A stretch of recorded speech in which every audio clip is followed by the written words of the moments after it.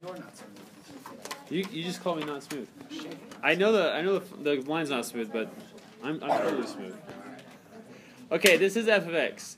I want to talk a little bit about this f of x. This f of x has some local minimums, local maximums. It does not have an absolute maximum because the line continues to go up. It does have an absolute minimum.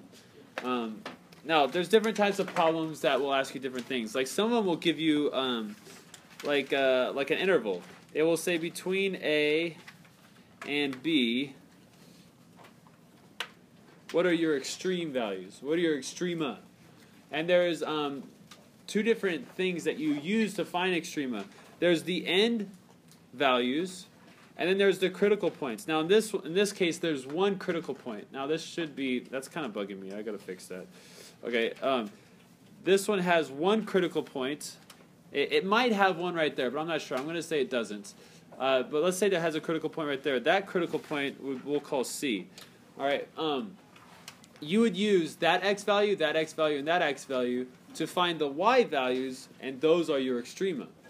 You would find the y value for this point, you would find the y value for this point, and you'd find the y value for this point.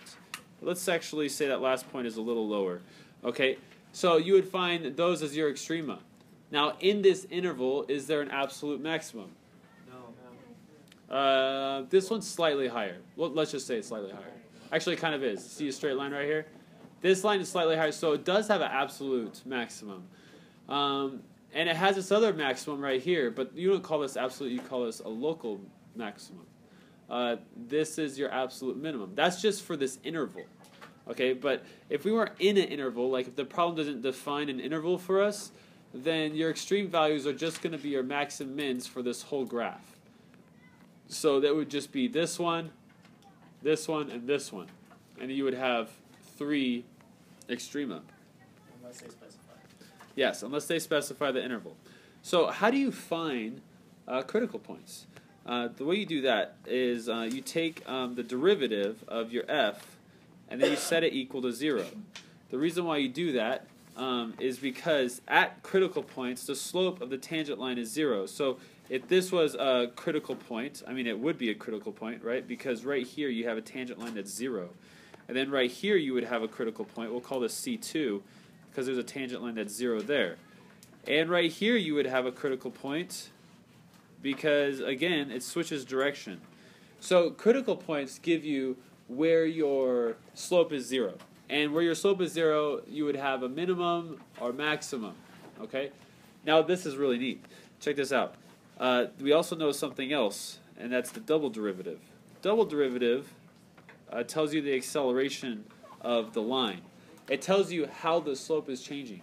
This will give you slope, this will give you acceleration. For the double derivative, if you set that equal to 0, what you're going to find are the inflection points. That's where the curvature of the line starts changing direction.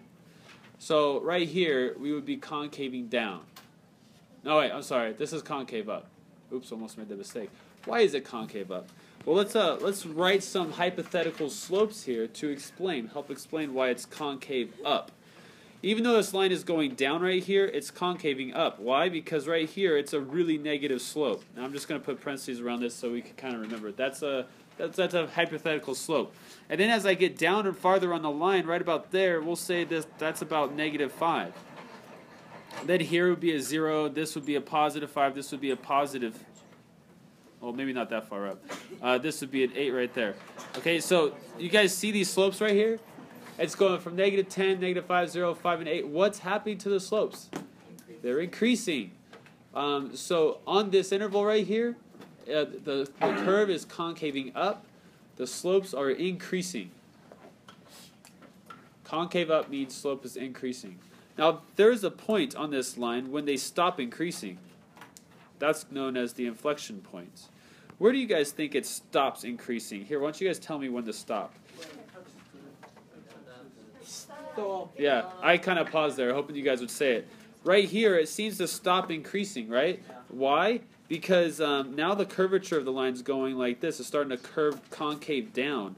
Concaving down would mean that the slope is decreasing. Think about it. If this was 8, this would be 3.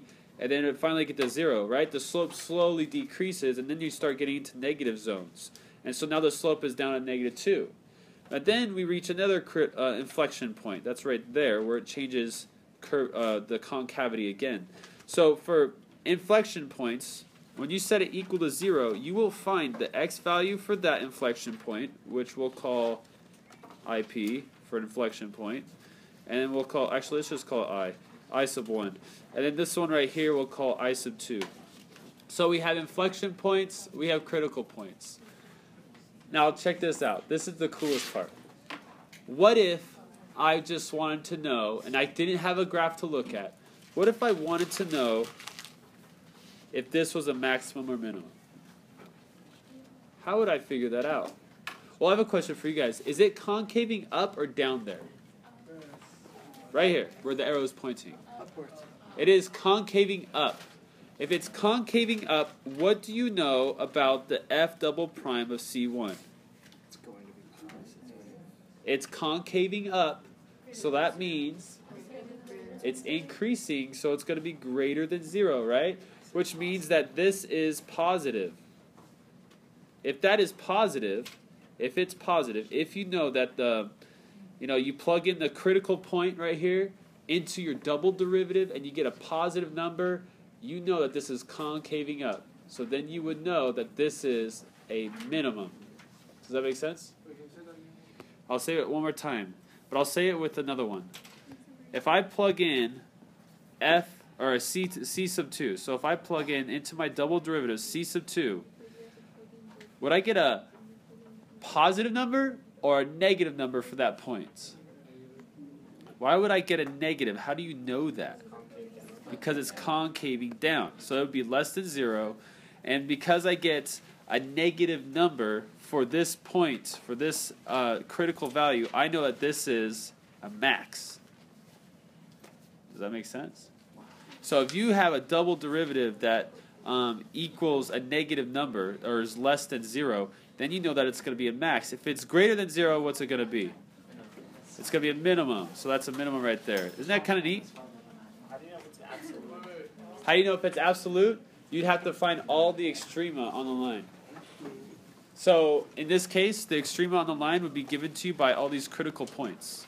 So you'd find the actual y value for each of those, and then you would know which one's absolute. Now this one doesn't have an absolute max. It has a local max. It doesn't have an absolute because you know that the graph is going up in both directions. Now I explained those using a picture, an illustration of a curve. But there's a lot of problems that don't give you a curve. They give you f of x and they define it. They have something in here like x squared plus 3x. I don't know. You can still find all those things by just finding the derivative or the double derivative. So let's take, for example, the derivative. If I wanted to find the critical points, I'd take the derivative of this, set it equal to 0, and then I would get a couple of values for x. Let's say we get C1, C2, and C3. So we get 3 different answers for x. Then what you would do is, I don't know, you might draw a line. This is what I like to do. This is your x-axis. We're not drawing the y-axis, but we're just drawing these to kind of give ourselves a visual here. We know that at these critical values we have extrema. We don't know if they're max or mins, but there are different ways we can find out if they're max or mins. One way, I think this is probably the harder way, is we would take an x value right here and then plug it into the f prime. That would tell us what the slope is in this interval. Then we would do the same thing for this interval, picking an x value in here to find out what the slope is. So let's say we found that the slope right here is negative and the slope right here is positive. If that's true, then we know that the line is going like this right here, and therefore we would have a minimum, a local minimum there. But that's probably not the most efficient way to do it, especially knowing what we know. And we know that if we take the double derivative of f, then what we get to find out is where your inflection points are, and the double derivative also tells us if the function is concaving down or concaving up. So let's take this for example. They call this the double derivative test. I've heard it called this. If you wanted to find out if this was a max or min right here, what you would do is you would take it and you would plug it into your double derivative. So let's plug in C1. And what you're looking for is you're trying to find out if it's less than 0 or if it's greater than 0. So that just means you're trying to find out if it's going to be positive or if it's going to be negative. If it's positive or negative, depending on what it is, it'll tell you if it's concaving down or concaving up at that x value. So let's say, for example, if we plugged in C1 and we got a negative number.